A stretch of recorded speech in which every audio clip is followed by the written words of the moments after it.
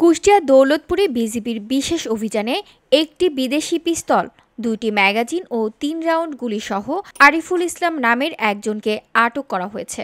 সোমবার দুপুরে কুষ্টিয়া ৪৭ বিজিবির অধিনায়ক লেফটেন্যান্ট কর্নেল রাশেদ কামাল রনির দিক নির্দেশনায়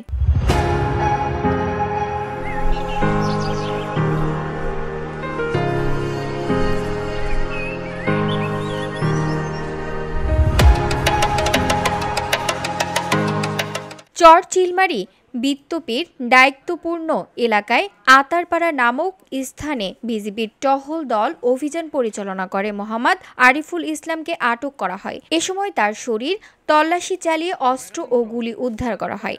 আটক আরিফুল ইসলাম চিলমারি ডিগ্রিরচর গ্রামের রিয়াজুল ইসলামের ছেলে।